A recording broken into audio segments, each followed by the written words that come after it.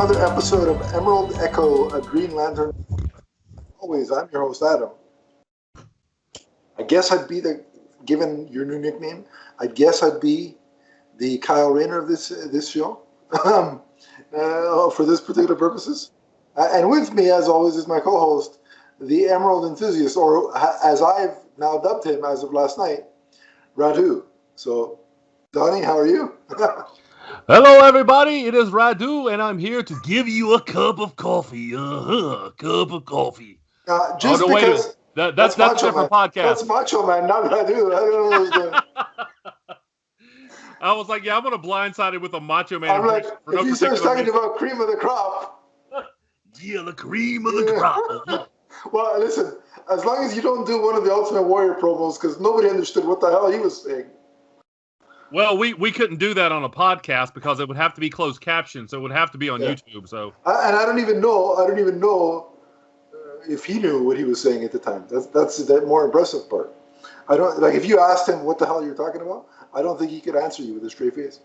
I'm not going to lay down and let somebody roll over me with lawnmowers or whatever it was he was. Yeah, whatever he's talking about. Or jump off the top of a building or something. Yeah, no, thank you. So, Donnie, it feels like we haven't done one of these Green Lantern only podcasts. By the way, this is not a vidcast, so you probably didn't see my air quotes. Green Lantern podcast in a while, so it's nice to just for a quick change up to go back and do Soul Focus. Yeah, it's nice to get back to basics, and it's always nice to go back to Volume 3 and revisit the adventures of Kyle Rayner, my favorite DC character. Now, before we go back into the past and continue that journey with Kyle, let's briefly touch on the fact that we are a mere couple of a couple of weeks away from a new Green Lantern book. Yes, April the 6th, a book that will feature John Stewart at its center, as well as Joe Mullane and Simon Baz and Kelly Quintella, the Teen Lantern. Yeah, so that's Green Lantern 1, April 6th, by Jeffrey Thorne, and Dexter Soy is the artist, I believe, right? He is one of the artists that have been mentioned at this point. Okay. Yeah. I originally, as I was telling Donnie off air, I'll tell the listeners so they know how excited I am about this book. Originally, that was going to be a digital only purchase for me. But I've been reading some interviews with Jeff Thorne recently, and seeing the preview art got me really excited, and so I decided to shift the Green Lantern book from my digital pull list to my physical pull list, and so excellent. It's been drafted up to the main roster. No offense to anything that's on my digital pull list, because I still like those books. Quite a lot. And the other bit of information that I will share with the listeners is that that I've been podcasting with Donnie for quite some time. When I think it was you that retweeted an image of an upcoming McFarlane John Stewart Green Lantern. Yes, the McFarlane John Stewart, the comic version. This is the second version of John Stewart in this line. Yeah. He retweeted it, and I said, damn, that's really nice. And then I went on Amazon, and I saw that it was available for pre-order at a price that is within my budget. And I said, damn it, I'm pre-ordering this. And so here we go. One of us. Gobble, gobble, one of us. And my wallet is chanting something entirely different. Maybe probably not PG. So no, it's definitely not PG. I'll tell you that much.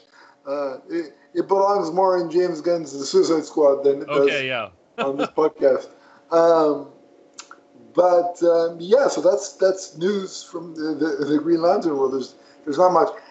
Look, folks, I know some of you are anxious. Casting will be coming for the Green Lantern HBO Max show. There's dubious reports on Twitter. Don't believe those. Only believe it when you see it being tweeted from a legitimate trade at this point. Right. And usually DC, their official Twitter page, they will retweet articles and things like that. They will confirm when somebody's playing one of their characters. Yeah. But specifically look for Variety, Hollywood Reporter, or Deadline. Don't be duped by, bogus versions of those accounts that say Hayden Christensen is cast as Alan Scott. Alan Scott, which is what I saw. It's not true. Would I mind that? Not necessarily. I think it could work depending on the material. Yeah, likewise, but there's no confirmation at this point. Yeah, I mean, yeah. So I know we're all excited, we're all anxious, but just exercise caution and be able to discern what's legitimate and what's a pile of BS. So that's the warning I wanted to give our listeners. But anything you want to add, Donnie, before we get going? No, I'm excited to see the Jeffrey Thorne era start with Green Lantern. I think there's a lot of things that, I'm interested in. I've seen a couple of the images so far. I've listened to quite a few interviews with Jeff Thorne, and he definitely has a plan in mind. Now, that doesn't mean that I'm going to say everything is, wine and roses, although I don't drink, so I guess it would be yoo-hoo and roses. But I won't say that everything is going to be great, but, things look like he knows what he's doing. He knows where he wants to go, and he's definitely a comic book fan. He recently said that he has between 30,000 and 50,000 comics, and that he writes for comic book fans, that he's not using this to try to get his own TV show because he's actually already done a lot of that, on the entertainment side. So he's been on both sides of the camera. If I have my facts straight. Yes, he has. I first knew him. I was actually a little surprised because I thought, there was a Jeffrey Thorne on In the Heat of the Night, and I thought, well, I wonder if this is his son. And it's actually Jeffrey Thorne. It's the same guy. He just looks different, obviously. What are you saying? He's like Vandal Savage. There you go. And so I'm excited to see where he goes with this, because it seems like he's very much one of us, and he's writing for us. So, and it's funny that you mentioned that he as a young man you saw him on television. Maybe back in the day he might have made a good Jon Stewart. Who knows? Hey, like I said, he did play a policeman back then. So right, so it's not, I mean, that's kind of cool. But I'm excited. I look forward to it. To having John in the Emerald spotlight, so to speak. You like how I did that there? But the cheese is flowing today, folks. They ran out of cheese at Pizza Hut with that one. But I gave you a little bit of my dad humor. I've infected you with the dad joke energy. Well, I think Uncle humor can also be dad humor can transfer to Uncle humor. I think that's fair. Works for me. Well, yeah. But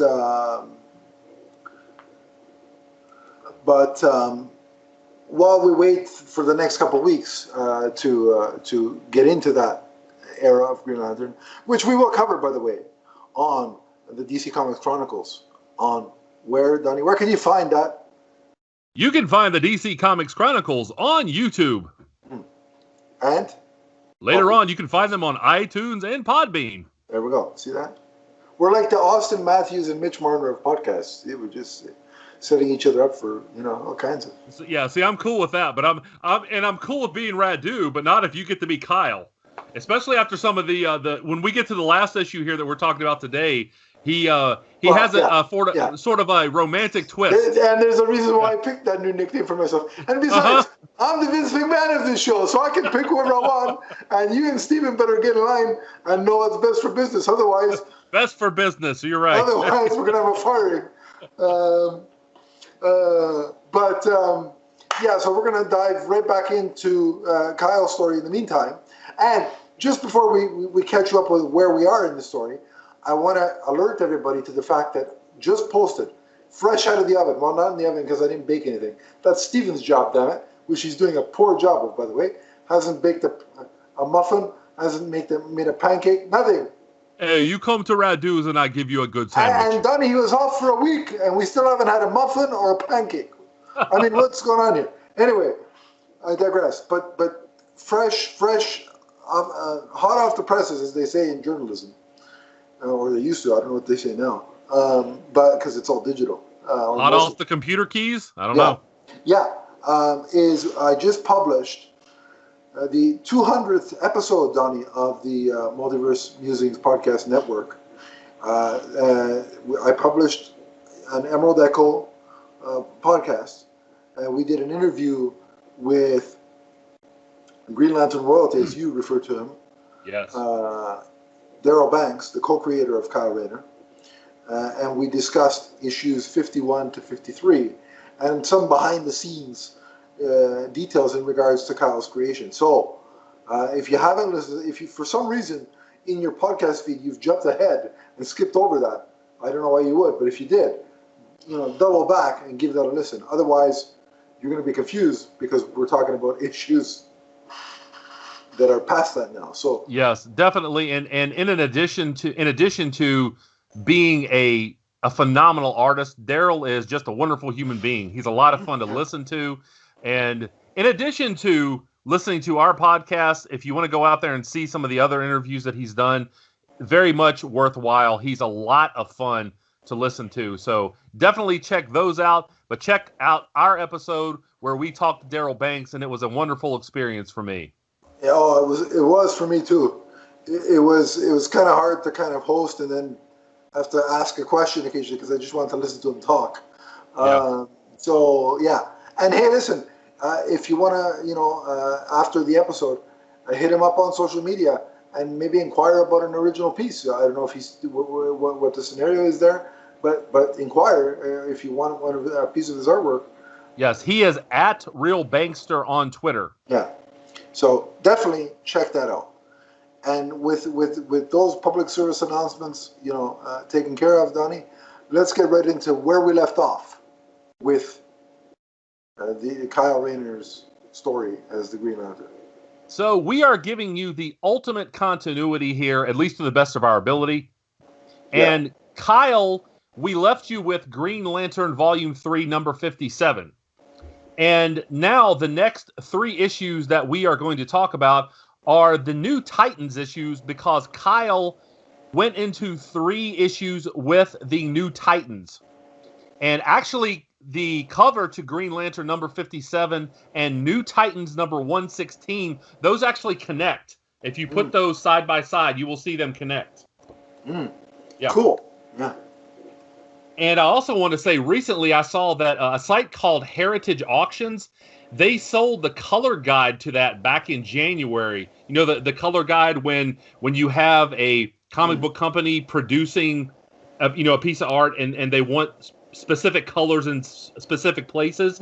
They auctioned off the color guide. Now, I don't know exactly how much it went for because you had to sign up for the site and I didn't want to do that, but it was very interesting to see all the specific things that went into producing the image that resulted in the covers of Green Lantern 57 and New Titans number 116.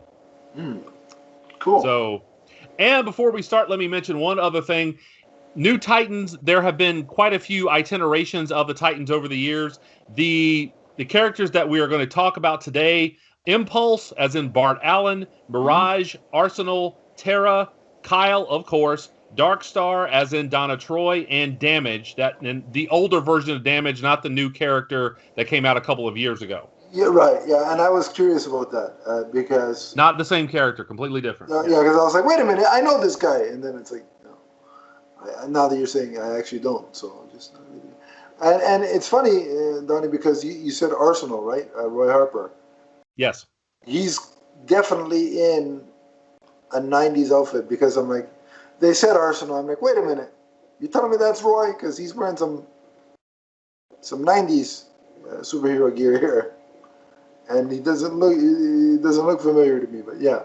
Well, and so does Bart here. I mean, he definitely has a '90s look to him. Right. Yeah. Terra has a '90s look to her. You can't mistake Bart, right? Bart is. Yeah. And I will say this too: we don't go far down this road because it actually doesn't have a lot to do with Kyle. If you see Raven in issue, what was it, number 118? Wow, she. I will say she has on a very 90s costume, which I think is kind of ridiculous, but that's okay because I mean she doesn't really have to do with Kyle's part of the story very much. But Yeah. if you see that character, you're like, is that Raven? And yes, it does turn out to be Raven. So basically you're saying that's so Raven. That's what you're. Aha! Good one. Boy, you're just the cheese is flowing today. I'm telling you, it's pizza making day here. So we start with a story that says Simon says die. And if you remember from the last episode, we're talking about a character named Simon, not as in Simon Baz, but Simon as in Psimon. A very powerful character from the Fearsome Five. Yes. Okay. Yeah, So, what did you think of the covers, just real quickly before we start here, Adam? I think the covers were fantastic. That's one thing about 90s comic art. I think the covers are just amazing. It seems like you could never go wrong with a cover in the 90s. Mm-hmm. I mean, some of them had their gimmicks, with the silver stuff, all that jazz. But in terms of just pure art, I'm in love with covers from the 90s. Likewise, a lot of the character designs. Again, there are a few that I don't like, but a lot of the character designs back then I thought were beautiful. Some of them were over the top, and you can talk about crazy hair and pouches and things like that. But there were a lot of designs in this book that I thought were very interesting. So yeah. So we open up with Mirage in space. She is falling in a craft, and we see that they refer to her here as Dark Star. This is Donna Troy, a character that you may know. Sees her falling to Earth, and then we quickly cut back to New Jersey, where the Titans are battling against a character called Changeling, which you will know as Beast Boy. Right. Yeah. Now, did that take you aback a little bit? Were you confused by that at all, Adam? It did, because I'll be honest, my Titans experience, aside from eventually going back and reading, the Deathstroke storyline with Terra, right? Yes. The Judas contract, right? Right. Aside from going back and reading that, my Titans exposure begins with Jeff Johns' run, really. Okay. So the idea that who eventually became Beast Boy started out as an adversary was quite odd to me. Mm-hmm. Well, actually, here Beast Boy he's under the control of Trigon, and so he's in opposition at this point, but he is being controlled by Trigon, and that's why you see him. He has the other Titans encased, and they're being threatened, and it's a very interesting visual, especially the thing that he's turned into. He's this kind of gigantic, horrific monster. So I'm kind of used to Beast Boy turning into apes and elephants and things like that, but not here. So it's monster time. Yeah. And you actually do see him turn back into himself, back into Changeling. Yeah. So you know what he kind of looked like in this? What? He kind of looked like one of those monsters that would show up at the end of a Power Rangers episode. That's a good point. Yeah. And I'm like, all right, where are the Power Rangers? And I'm like, where's my Power Rangers Teen Titans crossover? That's a good. Yeah, people would buy that. I want to see the Green Lantern and the Green Ranger team up and do things. Yeah, that's a good point. And one of the things you see here is you see Bart try to phase his way out of these kind of like gelatin sealed capsules that they are trapped in, and he says that he can't do it. He says, yuck, green cheese filled with the same kind of oozy stuff, and it's slowing me down. So there are dashes of humor here too. Oh, definitely, for sure. And that's one thing I think that really, when I do read Teen Titans, that often sells me on the book. Sometimes when, especially in like later iterations, when they had characters like Butterball in there, in most recently. But what sells me on this team is the character interactions and the banter between them. So, yeah. Well, he eventually is able, that is Impulse, he's able to break out. And we see another image here that I actually really like. You see Tara, when she gets out, she uses the ground around her to form a kind of rock and mud suit of armor, which is really cool. Yeah, it was. It looked really good. It looked really, really cool, yeah. Yeah, and she's like, "You ready for a little hand-to-hand now?" Yeah, she looked, it kind of reminded me of the old, the Herculoids. The old cartoon, yeah. I don't know if that's before your time or not, but... Well, I've heard of them. I can't say that I've watched, an excess amount of it, but I've heard of it. Yeah, and so she takes on Changeling, who has reverted back to some kind of it's like a dinosaur lizard type of creature. Mm-hmm. And she's able to get the upper hand, and Impulse joins her. And they're able to get the upper hand on Changeling at this point. Yes. However, things get very bad very quickly because Changeling breaks out of the trap that they have him in, but then he is suddenly mowed down by a big green truck. Gee, I wonder who did that, man. If you remember from the last issue, we talked about Kyle menacing the Titans with his ring. That is what's happening here. He is under the control of Simon. And he immediately makes what looks like a big kind of zombie transformer and begins to attack the Titans. So they are now under attack from two fronts. Yes. The big truck, I'm going to echo Bart's sentiment of that being awesome, because it was an awesome moment. Yeah. And I also liked the reaction of some of the other Titans, because they're like, wait a minute, is this some kind of rite of passage with Green Lanterns? Like, are they all nuts? Referencing when Hal Jordan was under the control of Parallax, and one of them says, "Does that come with the ring? Does going nuts come with the ring?" And so I thought that was entertaining. It was a good callback to Green Lantern continuity, and it was pretty cool. I enjoyed that banter. Yeah, this is the first time I think that we see Kyle on the bad side, kind of whammied by one of the bad guys and controlled. So the art in this, I will say, later on, the expressions of Kyle really match the kind of, evil Simon inhabiting him and using his body in the Green Lantern ring for evil. It was very interesting visuals. No, definitely. I've said before in previous episodes, and you've said it as well. It's amazing the constructs that Kyle, and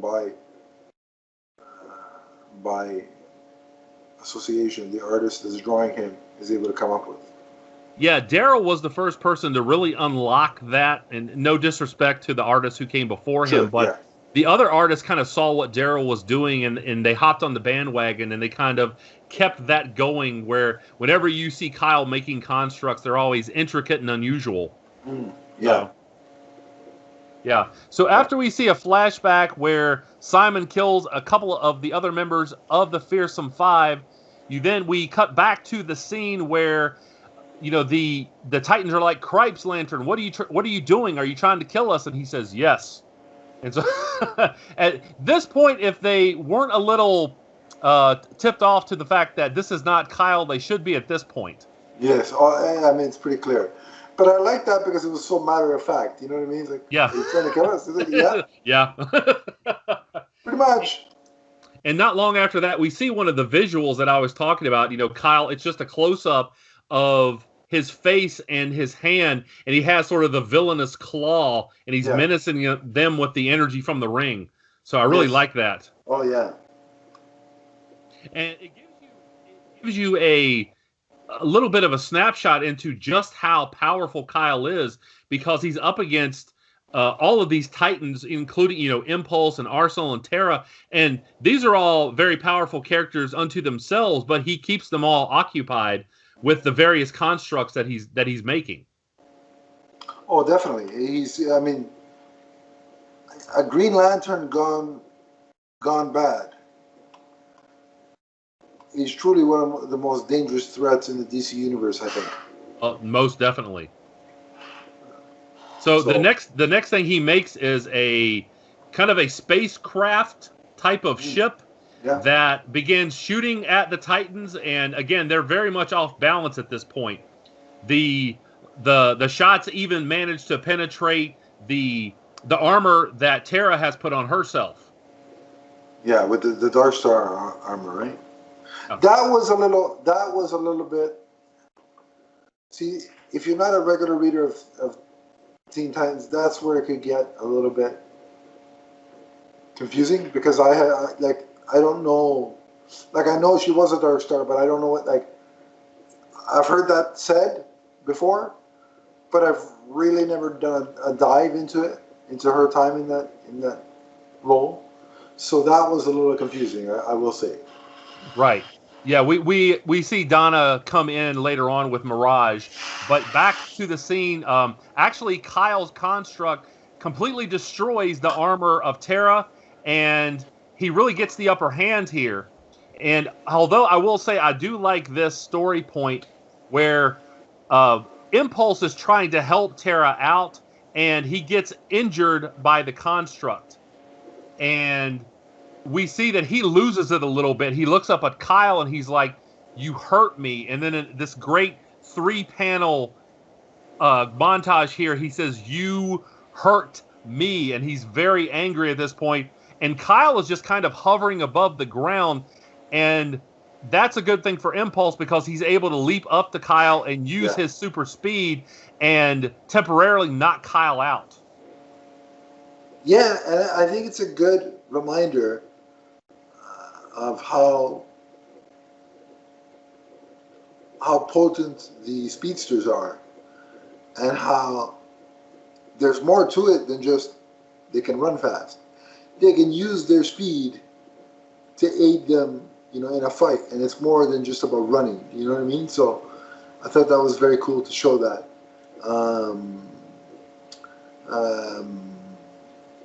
And it's funny because Bart kind of reminds me of, not when he's angry, but normal in normal instances.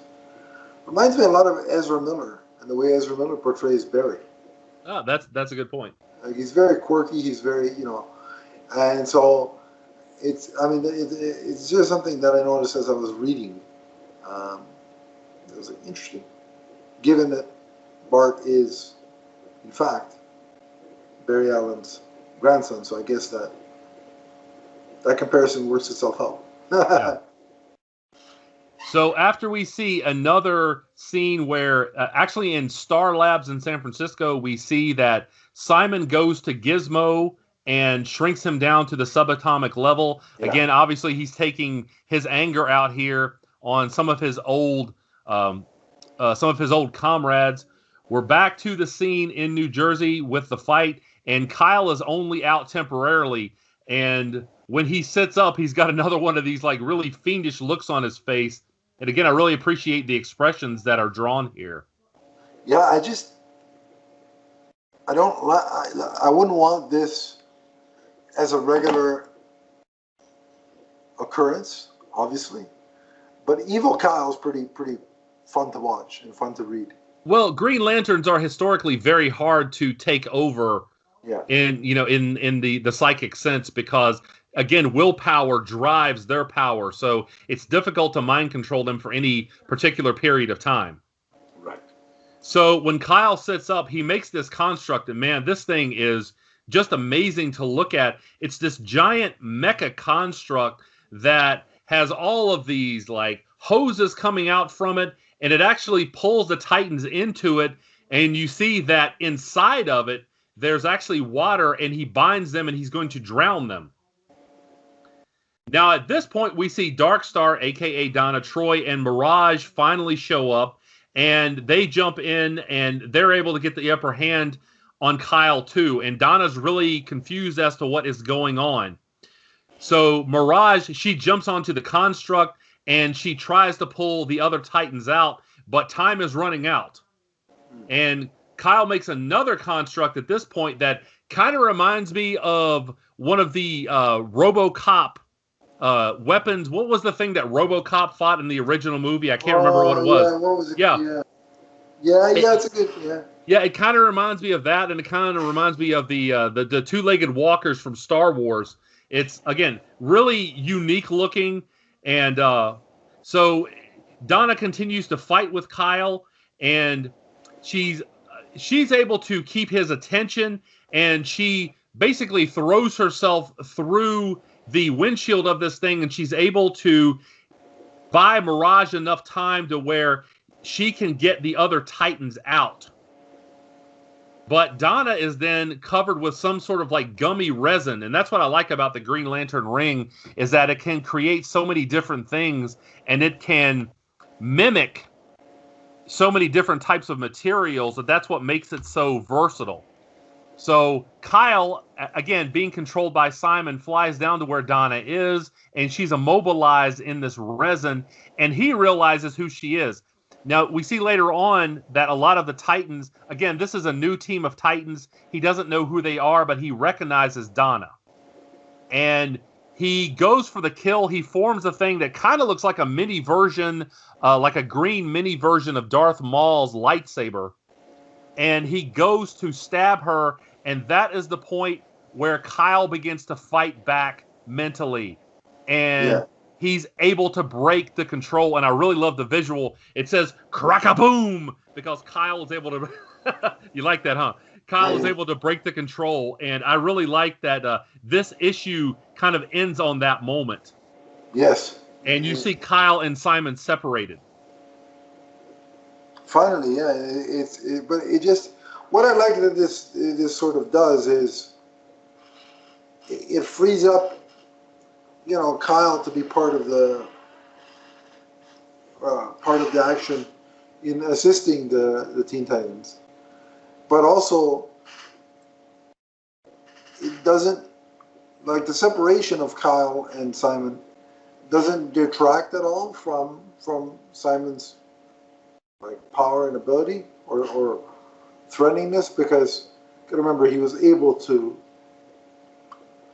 take over the mind of a Green Lantern, which is, as you said, quite the task. So they free Kyle, but while keeping Simon a credible threat. Yeah. So should we rate this issue? Let's do it. I would say the story is a 4. The reason why I'm knocking off a point is, again, coming in, not having read this era of Teen Titans, certain characters I'm not familiar with, certain storylines, certain how things got to where they are, wasn't familiar with. So in that sense, it was a little confusing. It could be at times. But still, the story in itself and the battle was solid. The art was great. Just for the sheer amount of cool constructs that we see Kyle make, I am going to give this a 5 in terms of art. Okay, I'm going to give the story a 5. This is actually the legendary Marv Wolfman, and yes. I do like the story. I also really do like the art, and I just told you all the things that I appreciated about it. I will have a little nitpick here, and make people are going to roll their eyes. I'm really particular in the way that Kyle is drawn, and he's a little bit too jacked in some of those panels. Yeah, he does look like a WWE superstar. Right, so I had to take off a little bit for that, but overall the art was very good, very enjoyable, and like you said, the constructs were awesome. So cool. Yeah. So what was your grade on the art? Art 4.5. Okay, cool. Yeah. So now we are on to the New Titans number 117. And this is a story that says Simon didn't say you'd win. And menacingly on the cover, Simon says you lose. Yeah. So yeah, great cover art there too. They really did make use of the whole Simon Says thing in this thing. Very much so, didn't they? Yeah, they definitely like that motif. Well done. So you see that Kyle is down. The scene opens up again. The same battle. Kyle is down. The other Titans are knocked out. Mirage is running from Simon. And you see some very interesting visuals here. He kind of scans her because he realizes that she's different. And you actually see her circulatory system. And I thought that was an amazing art there. It was. I agree. It was one of my favorite pages here. Yeah. That had to be really difficult to draw. I can imagine. Oh, yeah. As someone who can't even draw a stick figure, I can only imagine. Yeah. Well, and I will say too, in the issue before this, when she was in space, you see Mirage having a conversation with her eventual baby, and in this too, you also see that Simon is able to see the baby inside her, and it tells her that the baby is normal. So, and he calls that boring, as if it's as if he's not a jerk enough. He's like, yeah, your child's boring. It's a normal child. Yeah, no, it's. I found that to be like, well, that's, very. I mean, I know he's the villain, but. Yeah, he's a jerk. kind of poo-poo on a mother about to have a baby. That's kind of cruel. Yeah, that's very well. Well, Simon is very cruel. Yeah. The artist here is Keith Champagne. I believe. No, excuse me, William Rizzardo. And so, yeah, I want to call that out and say, yeah, that's some great art there. Keith Champagne's the inker. So. Like I said, I'm not familiar with this artist aside from this, but I was impressed for sure. Yeah, so now at this point, Simon turns his attention back to the Titans, and he basically lifts them all up and pins them against the wall of this building. Kind of Darth Vader level stuff happening there. Yeah. And he starts to he begins to torture them psychologically. Yeah. With different things. Now, as this is going on, we see that there's a spacecraft. This cuts away from the scene that we are on with the battle, and there's a character named Jarrus who is in the spacecraft, and he's rocketing towards Earth, and we learn that he has a vendetta against Simon. Yes. That again, I mean, I don't know if this was the first time this character was introduced or what the situation is, but interesting. Definitely an interesting kind of story in terms of his relationship with Simon, for sure. Yeah, and we get a little backstory here. We see that Simon destroyed his planet and basically his entire race. And so he's kind of this kind of elf type of character. He's kind of a blue little elf, but he is within this shifting kind of technology that kind of reminds you of the T-1000 from Terminator 2. And it makes him into kind of this hulking metal creature. And it allows him to fly. And again, he is coming towards Earth to... you go ahead, sir. He also kind of reminded me of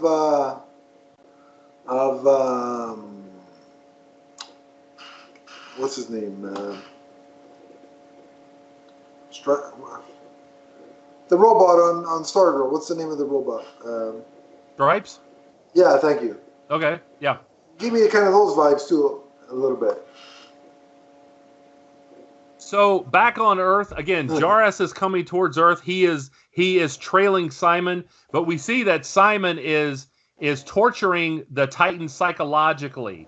We see him give Donna Troy visions of her son Robert, And this very much upsets her. But again, she's overpowered by him at this point. They all are. She's pinned against the wall. He also interjects that he hated Robin. Everybody hates Robin. I mean, which Robin are we talking about at this point? I'm assuming that he's talking about Dick Grayson. I'd have to go back and read, other issues. Why would you? I mean, yeah, it would be. I guess with the Titans, it would be Dick, right? Yeah. Yeah. And he calls Arsenal a wimp, which Arsenal he takes issue with, and he also imagine when he met Damien, that would have been. Oh my goodness! If you can't stand Dick, Damien would throw one royal temper tantrum. Oh yeah. Yeah. So in another unusual visual, we see him come up to Impulse, and he artificially ages him. That was freaky. To where Impulse looks like he's a couple of 100 years old, and he has long hair and long fingernails, and What'd you think, Adam? The art on that was incredible too. Exactly. Yes. It's to do that, to draw a character at different ages in that quick of a time span and have them kind of morph on the page. I believe that's impressive. Mm-hmm. I give props to anybody that can do that.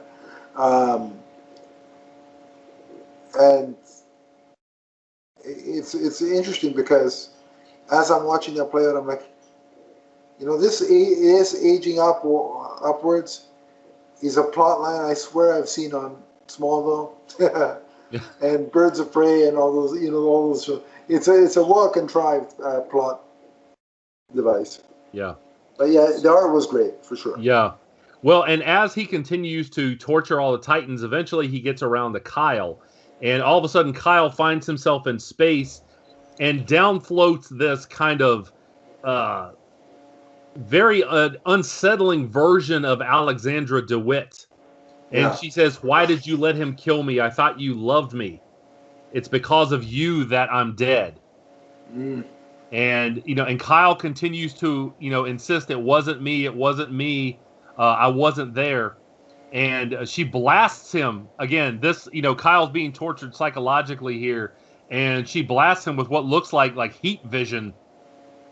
And Simon, he soon gives up, and he's like, "You're no fun, Rayner." Kyle is able to resist here. I gotta say that was the most powerful aspect of that portion of the story, because having spent the time and watching the story play out with Alex, and knowing how that affects Kyle, that was a really powerful, poignant part of the story, I think. Yeah. Like, to show that initially that phased him, but then he overpowered it, and it was like, no, you're not real. And so I thought that was... It shows two things. How much he being Kyle, loved Alex, but it also shows character growth, because in earlier issues he would have just retreated and sort of gone into a emo phase at that moment. Mm-hmm. And he didn't. So I think it shows real character growth. Yeah, it definitely shows growth here. Yeah. And another thing that we see, interestingly enough, is that Tara eventually starts to taunt Simon. Yeah. And you see that she's kind of running a distraction here, because behind Simon is Simon. And, and if you're confused a little bit there, what it actually is that Mirage has drawn some of that energy into herself, and now she has become a double of Simon. That was an interesting... I mean, for a second it got confusing, but then as they explained it, that was a clever plot device, I will say. And it was definitely unexpected. Yeah, And I just want to take, a second to say how kind of cool Simon looks as a character. Just really creepy. And especially if you see him fighting himself. Yeah. Like, he's almost up there in creep factor. He's not on the level, let's say, um,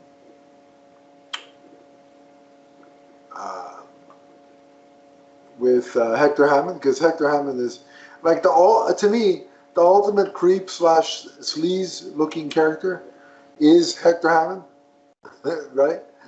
But Simon looks creepy all the same. Yeah, I definitely like the way he looks. He definitely has a unique look to him. Yeah. So we see that not only does Mirage look like Simon, she has also been able to replicate his powers. Yeah. And yeah, he's very angry about this. He's like, how are you doing this, girl? And she says, ask your own subconscious. She's like, you gave me the power, when you were attacking me. So they continue to fight, and that is... And at this point, again, we see the character that we talked about earlier, being Jarrus, and he comes down as Simon is preoccupied with Mirage as Simon, and you see him scream, murderer. He was like, you murdered my world of Talon, and you will be annihilated by my hand. So, and he says, fall before Minion. This is Jarrus Minion. He kind of reminds me of, like, in his like normal physical form. Mm-hmm. The blue skin, the ears, kind of reminds me of something out of Avatar. No, that's a good point. Yeah. Oh, yeah. It's kind of cool. Yeah. So Minion, I mean, he is all fist and fury, and because Simon, again, he was already fighting with Mirage, he gets the upper hand on Simon. So Mirage goes back to the other Titans, and they are eventually freed from the wall, and then all of them attack together Simon. And you see Kyle make this construct, and man, is this thing beauty. This thing is a beauty. He says he creates a protomatter Cymatrix transponder.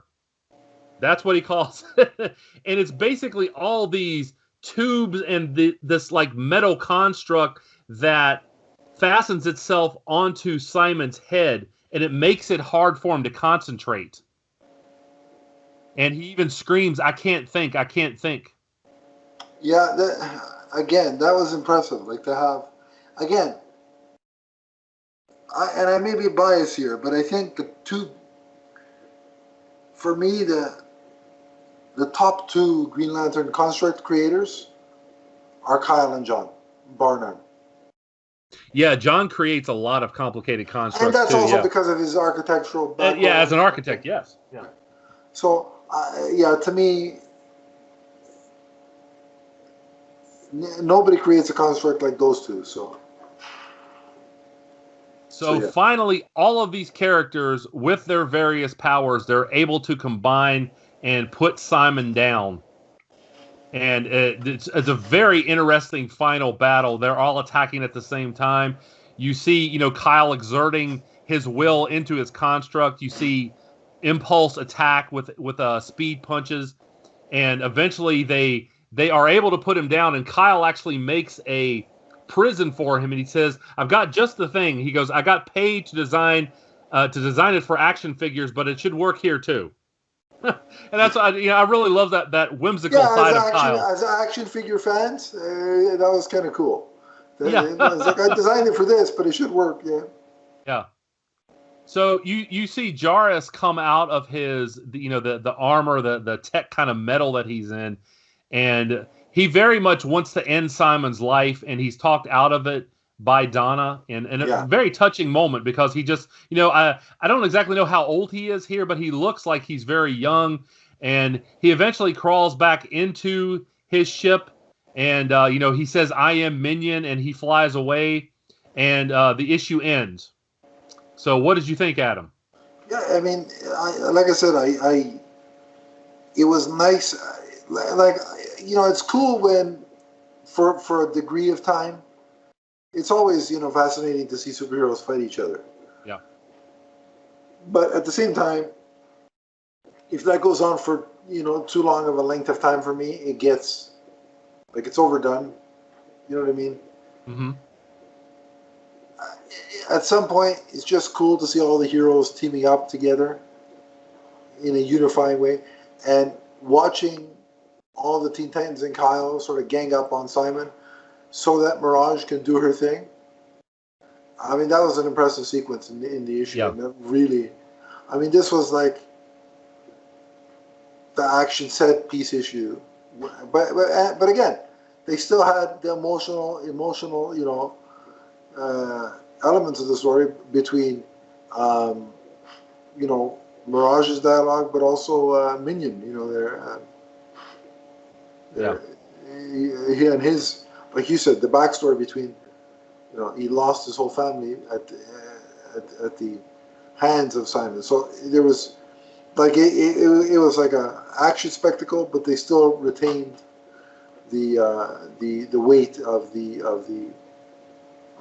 emotions. So I enjoyed it.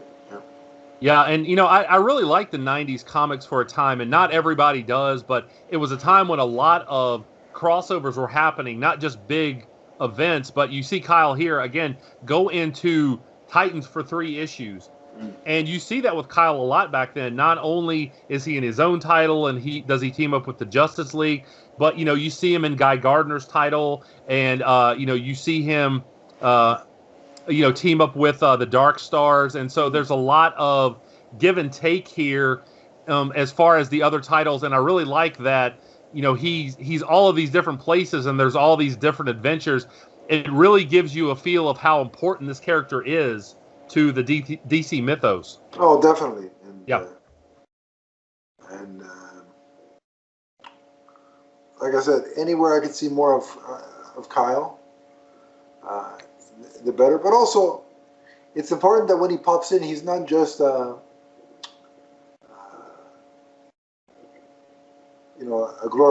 glorified cameo. He's having a meaningful impact on each of the stories, which I think is really the selling point. Yeah, he definitely was here. And we also see that this is something that plants the seeds for his first romance post Alexandra DeWitt. Yes. But before we talk about before we talk about that, yes. Well, first let's rate the story and the art. Okay, story. I'll give this one a 5. And the art, I'll give a 4.5. Okay, I'm gonna go 5 and 5 on this one. I really did like how kind of the complex stories all coming together for this nice crescendo, and as well as the art here. I thought it was really great with the constructs and all the various characters using their powers. There was a lot of panels that looked like they were very intricate, very difficult to draw. So very much like this issue. And again, that was the New Titans, number 117. Right. And so next up is 118, which this portion of the show will be Donnie giving me story time because it wasn't in the collection that I have.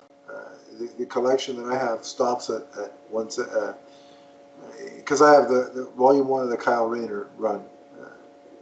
The graphic novel. I believe you have I've seen you grab the physical copy a couple times. That stops at 117. So when I went to look for 118 on Comixology, that one hasn't been digitized yet, apparently. So I really couldn't read it.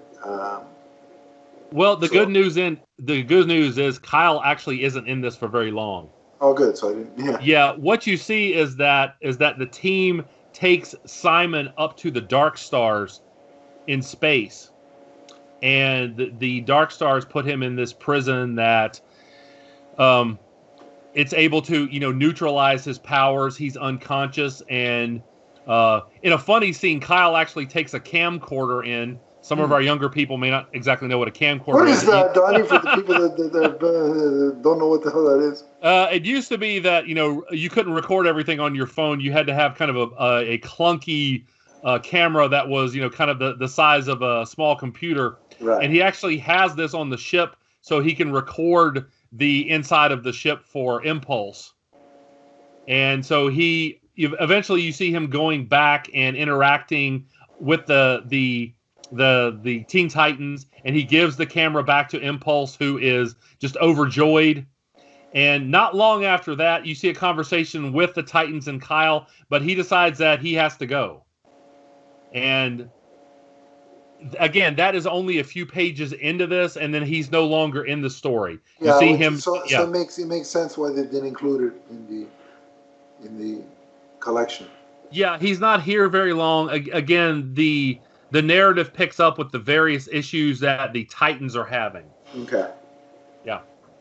Okay. So again, well drawn, and there's some funny moments here for Kyle, but it's not. I wouldn't say, with that little piece of information there, I wouldn't say that it's something that you necessarily need to read this unless you want to be a completionist like myself. I like to find any of his appearances, but the long and the short of it is they take Simon up to the Dark Stars and he's imprisoned, and then Kyle returns to Earth. Okay, cool. Yeah. Cool. So then we go to Green Lantern number 58. Yes, indeed. I can tell by your voice that you're interested, Adam. Oh, I love this this issue because it really, what's nice is that you can have, we start off with setting the table and kind of introducing Kyle, and then he gets his first couple of adventures. The death of Alex happens, all that jazz. Then he goes off and has a couple of, in one case, universe-ending adventure, and then a spacefaring, a real sci-fi adventure. And then he comes back down to Earth, and one of the big problems he has is, got to unpack my apartment. Right. Yeah. I love the small-scale stuff and the big-scale stuff, and how it all, intermixes. Yeah, it adds so much variety to the character of Kyle because he is, it is at least with the Earth Green Lanterns, they are a dual. It is a dual situation where they are human, so you have to deal with that side of the equation. But then there's also the space faring material, and then when they get involved with Justice League stuff, it's usually crisis level, shenanigans. So I just love the variety that you get with a Green Lantern character, and this is an example of that.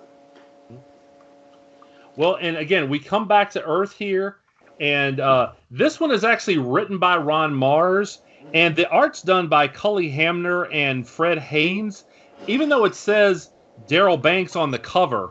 And I actually asked Daryl. Did he draw the cover, or maybe? Well, I'm not sure. It doesn't. No, it doesn't look like it's Daryl on the cover here. So I wondered exactly maybe he was taken off at the last minute or something like that, but he wasn't able to get back to me before we recorded here. Okay. All right. Yeah. Cool. So interestingly, we're back in New York. And we see a man in an alley, and all of a sudden there's a monster who bursts forth from this building, and it's a story called Conjuring. And the monster kind of menaces this man at first, but he sniffs him and he runs away.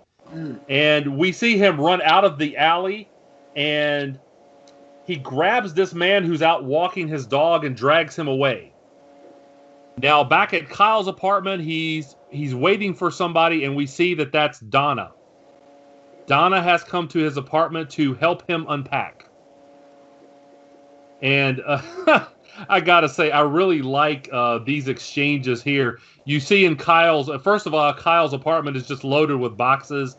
It says living room books, bedroom books, bedroom, and just a studio, and all of these boxes are all over the place. And she's there to help Kyle unpack. And one of the most interesting images is she goes and she changes, and she comes back and she's in her civilian clothes. And I thought about Adam when I saw this. I'm like, because man, is she beautiful here. Yeah.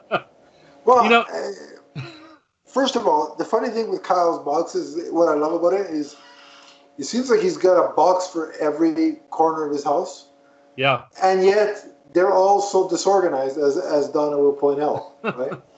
yeah. So it's like this feigned attempt at organization. Right. And then, my God, again, the audience, unfortunately, this is an audio podcast, so the audience won't see this. But I know you'll get a kick out of it, Donnie. And that is to say that if Donna Troy was a real person, I know where this is going. But also, I can say that because she's portrayed by a real person on Titans in Connor Leslie, and Connor Leslie is definitely on the list. But continue. Well, I've got to say, I mean, you see the chemistry between the two of them right away. So well written, yeah. Oh man. Well, and the art too, because she gives him the choice of revealing his secret identity or not, and he does. Of course, he can just use his ring because it's an energy costume. And he says, "My name's Kyle Rayner," and she leans in and she gives him this alluring smile, and she's like, "Donna Troy is pleased to make your acquaintance." And you realize right away these two are attracted to one another. Oh, I was getting ready to turn on the Marvin Gaye, music for background material. Just like, all right, that's it. This is leading somewhere. I know where it's going, so let's just go there. That's Well, now let's pump the brakes a little bit, because she is a little bit older. She's a little bit older, and she's somewhat wary of the situation. But I will say this is another one of those Peter Parker parallels, because Kyle, he's a little bit of a loner. He's he's a little goofy at times. But he's not as nerdy as Peter Parker. He's not quite that nerdy, but the same thing with Peter Parker. Peter is still very attractive to the ladies, and Kyle is too. So right, yeah, and you see that here, and of course that continues later on with the various Ron Mars stories. So she actually questions Kyle. First of all, she accidentally finds his boxers, which embarrasses him. And she looks at his music collection, and she says 9 Inch Nails and Green Day. She's like, "I've never heard of these." She's like, "Because I'm old." Again, she's a little bit older than Kyle. She has a very complicated backstory. We don't have time to go into all of it here, but her story has been revised in many ways. And listen, nowadays it's cool for an older woman to date a younger guy, provided she's not his teacher, because then that gets into all criminalities and such. Well, yeah, exactly. But in a normal situation, nowadays it's totally cool for an older woman to date, a younger man. So yeah, so it's very interesting to see that Donna having a child. There's a certain acronym which I won't repeat on the show. So I digress. But continue. Let's keep it PG now. No, listen. You gotta give me a pat on the back. I managed to put that reference in while keeping it PG-13. I'm impressed with myself. Excellent. So much so that I'll probably go buy myself another action figure as a reward. You give yourself a Barry Horowitz pat on the back. The audience won't be able to see it, but still. Yeah, right. That's it. So, again, you continue to see the chemistry build between the two of them. Yeah. She and Kyle, they very much like one another. And after she leaves, you actually see Kyle wish her goodbye on the street, and we see Radu, who sees her walking away, and he's like, "I like her, Kyle." See, this is where I picture you and me having a conversation. That's me and Donnie to a T. I hope my facial hair is a little bit better than Radu's, but that's okay. Yeah. Well, yours is more full. He just has a mustache. Yeah. You know. Well, thank you. Yeah. So, but now the action picks back up because that monster that had menaced the man in the alley before, all of a sudden he bursts forth from the alley and he drags away Radu. And Kyle does a quick change into his costume, and we see that Radu has been taken into this other dimension that is just full of monsters. Lots of different monsters. This is a lot of really cool visuals here. The way it was kind of drawn, it kind of looked like there was, like a crack opened up in the ground. Yeah. So it kind of reminded me of, like, remember when, like, the Undertaker used to come through the mat and, like, grab people? It's kind of reminded me of that. Yeah. Oh man. I definitely I miss. Can you imagine Jim Ross? Can you imagine Jim Ross narrating this panel of art with Radu being taken a bit below to the depths of of the underworld? That would have been. Oh, that would be fun. Yeah. Yeah. Yeah. It Like would if be this fun. was an audio book, like an audio version of this, and you have Jim Ross doing the commentary. I just. Or you could have the Undertaker's voice like boom out of nowhere, and he's like Green Lantern. Yeah. Boy. That would be fun. Fascinating, yeah. So Kyle goes again. He uses a bunch of constructs. He's in this other dimension, and he's there are a bunch of like teeth on the wall, and there's these numerous monsters. He creates a mace to fight them off. He finds Radu, who doesn't know who he is because, again, at this point, they've just met, and Kyle is in costume. But Kyle is able to rescue Radu, and he gets him back outside into the alley where we find the old man, and Kyle activates his memory because he's not sure who this guy is. And we see that this is actually a character whom a lot of us know, and that is Felix Faust. Mm. Yeah. And drawn very creepily here, too. He is. Now, correct if I'm wrong, but Felix Faust is a villain, correct? Yeah, he is. But at this point, for whatever reason, he has lost his memory here, and he turns his power on this, like, rift that's full of the monsters, and he closes that. So he saves the day here. Okay. But we also see that at this point, Kyle doesn't know who he is. Yeah. I got to call out in terms of the art. Two pieces of art. One where Kyle creates the motorcycle.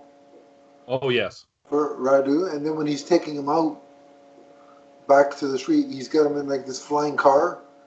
Right. That Yeah. kind of reminded me of the Fantastic Car, which I'm like, all right, I gotta dig this. Yeah. So. Yeah. A lot. Yeah. Like I said, just a lot of great visuals here. And again, if you like monsters, you're definitely going to like this issue. Oh yeah. Because it kind of reminded me, if you've ever seen the old animated movie or the old magazines, Heavy Metal.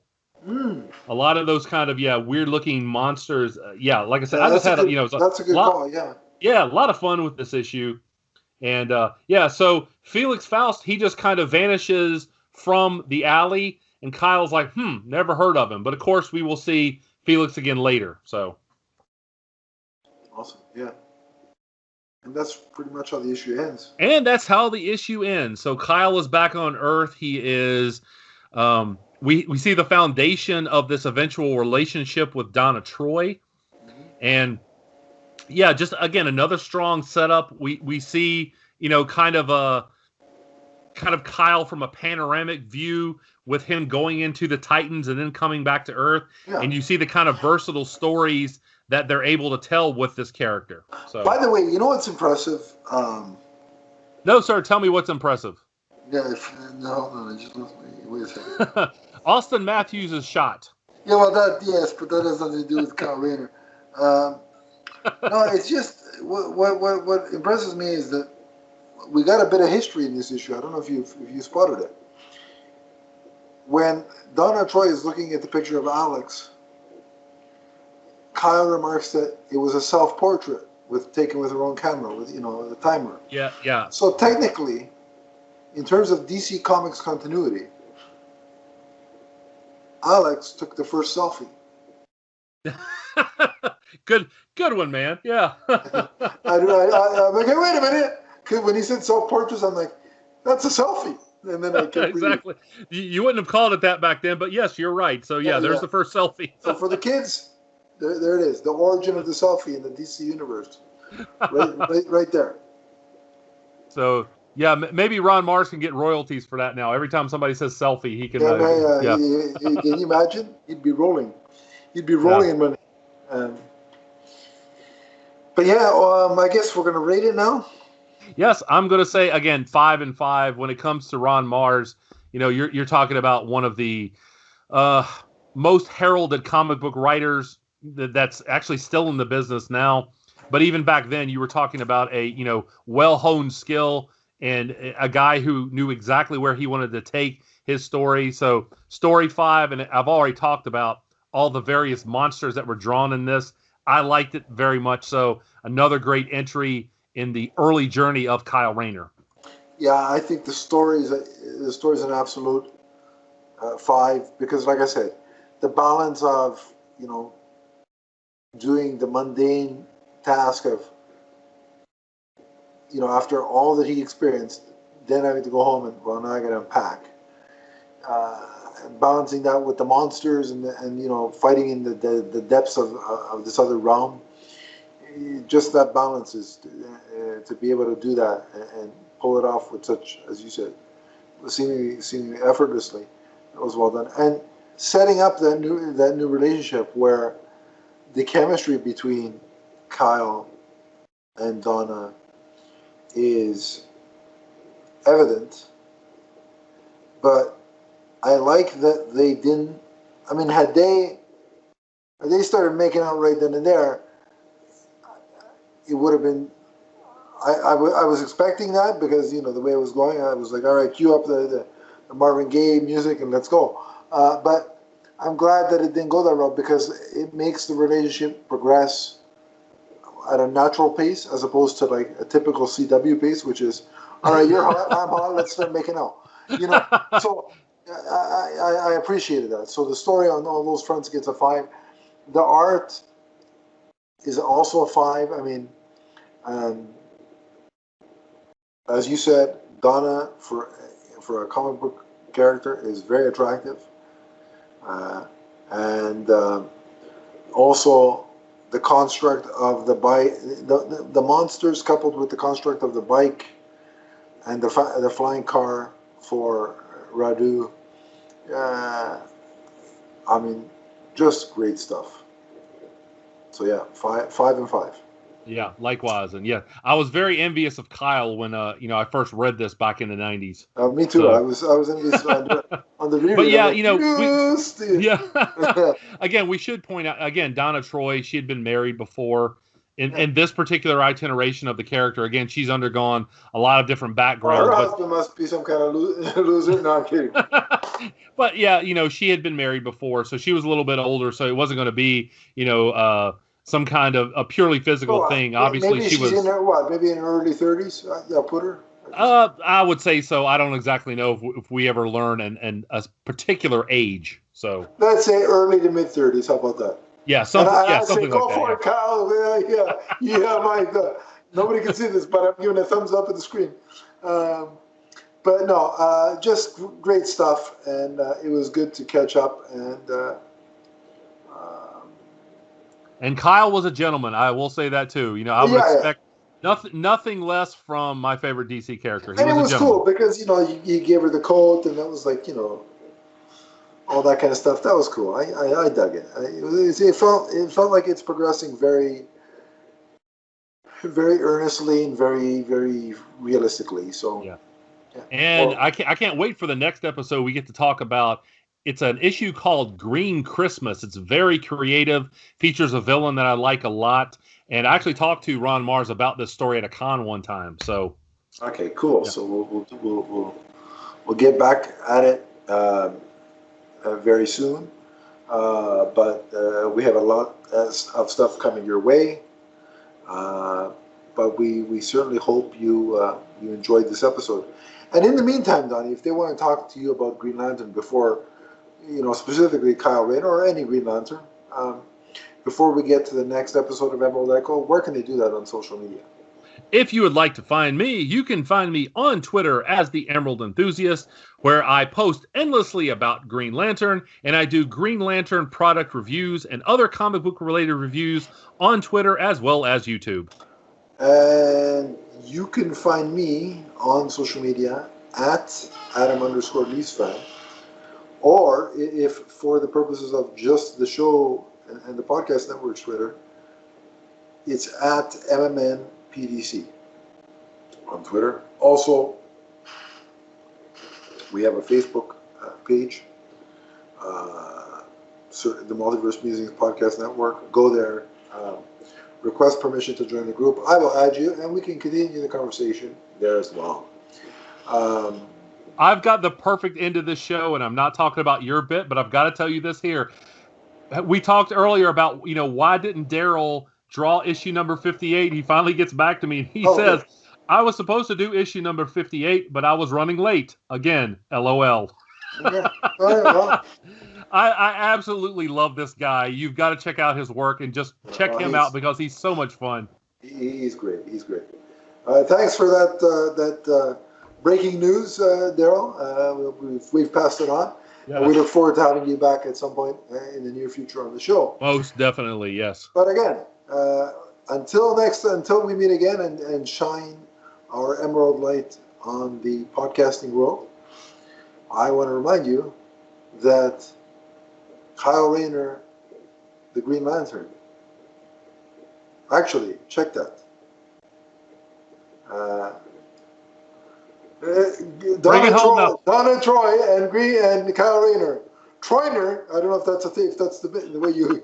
I don't know. I don't know if that's it, but Troyner forever. From the first unboxed bit of clothing to the last. So long, everybody. So long, everyone.